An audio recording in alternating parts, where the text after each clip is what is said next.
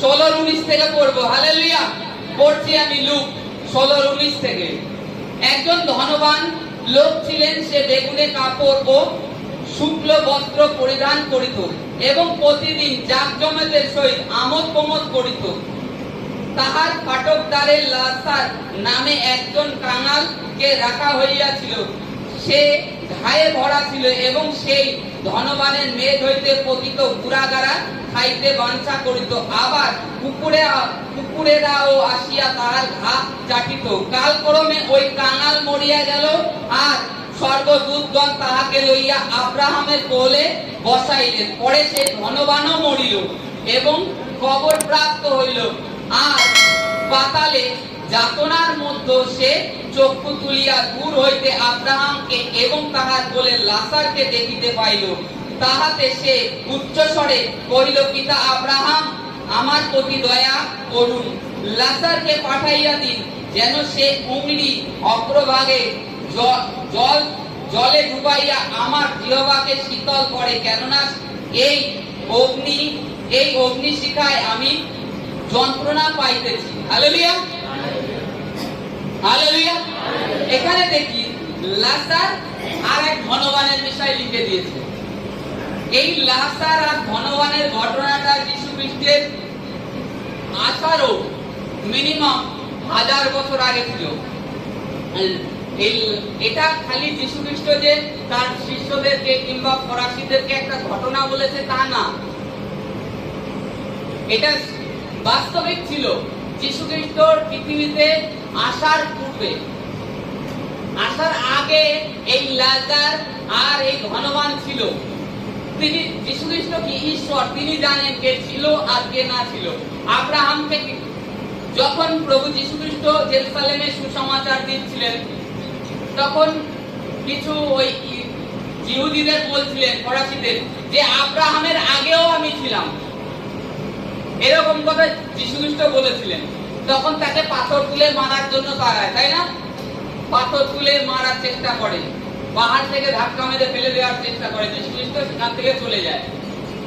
আব্রাহামের পূর্বে ছিল, কথায় এই যে লাসারেরও পূর্বে ছিল। তিনি অনন্ত, তার কোনো শেষ নেই। তিনি যে খালি মানসিক শরীরে এখানে উপস্থিত আছেন সেই সীমিত, আমাদের মতো না, তিনি সীমিত নন, তিনি অগম্য।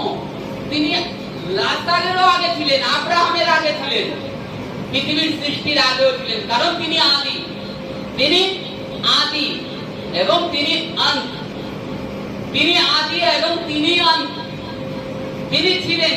তাই এই লাজার আর ধনবানের ঘটনাটাকে ভুলে বলছিলেন, শিষ্যদেরকে, কিছু জিহুদীদেরকে বলছিলেন যে এরকম একজন ধনবান ছিল, আর তার ফাটক দ্বারে একটা লাজার বলে একটা ভিখারি ছিল। ধনবান কি কেমন থাকতো? স্বাচ্ছন্দ্যে খেত, খুব ভালো আনন্দ ফুর্তিতে জীবন যাপন কাটাতো। কিন্তু এই যে লাজার তার গেটের সামনে বসে থাকতো, তার বাড়ির থেকে খাবারের প্লেটে যা পড়ে থাকে তাই বাইরে কুকুরকে দেওয়া হতো, তার থেকে নিয়ে লাজারও খেত। কালক্রমে কি হলো? এই লাজার মারা গেল। লাজার মারা যাওয়ার পরে স্বর্গদূতরা আসলো, তার আত্মাটাকে নিয়ে গেল, কিন্তু তার শরীর কিন্তু নেয়নি, তার শরীর নেয়নি, তার আত্মাটাকে নিয়ে আব্রাহামের কোলে দিয়ে দিল।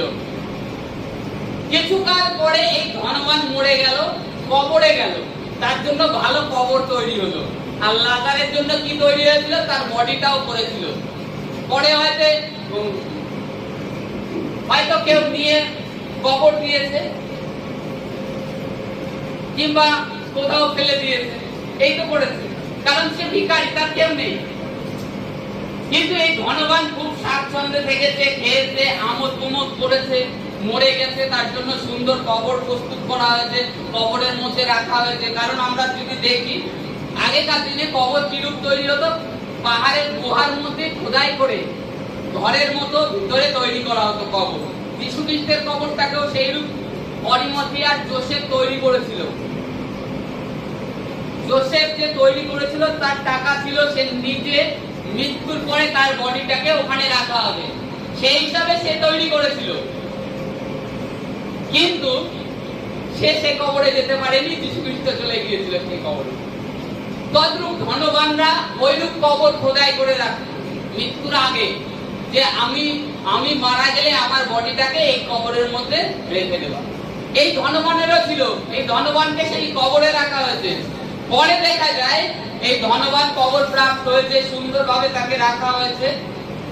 তাতে কি হয়েছে, পরে দেখা গিয়েছে, বাইবেলে বলছে এই ধনবান নরকের অগ্নির মধ্যে রয়েছে, নরকের অগ্নির মধ্যে রয়েছে। আর আব্রাহামের কোলে লাজার বসে রয়েছে। তখন দূর থেকে ধনবান চিল্লিয়ে বলছে, হে পিতা আব্রাহাম, আপনি লাজারকে বলুন তার আঙুলের ভাগে একটু জল তুলে আমার জিভে দিক, আমার জিভটা শীতল হবে, তাতে এই নরকের অগ্নিতে আমি জ্বলে পুড়ে মরছি, এই নরকের অগ্নিতে আমি জ্বলে পুড়ে মরছি, আমার জিভটা একটু শীতল করুক। তা দেখুন, এই ধনবান কিন্তু আত্মিক জীবনের কথা কখনো ভাবেনি। যখন অর্থ ছিল, সম্পদ ছিল, সব স্বাচ্ছন্দ্যে খেয়েছে, আনন্দ ফুর্তিতে জীবন কাটিয়েছে, সুন্দর কেটে গেছে, তার জীবনটা পৃথিবীতে এত সুন্দর কেটেছে সে বলার মতন নয়। কিন্তু তার পরবর্তী জীবন কি হলো, তার আত্মিক জীবন কি হলো, নরকে অনন্ত জীবন। এটা আমরা 60 বছর 70 বছর বলযুক্ত হলে 80 100 বছর তো দেখতে দেখতে চলে গেল, কত বয়স কত লোকের হয়ে গেছে না।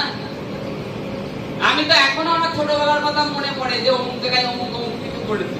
আজকে আমার বিয়ে খাওয়া হয়ে গেছে, ছেলেও বড় হয়ে গেছে, দেখতে দেখতে দিন কেমন চলে যাচ্ছে।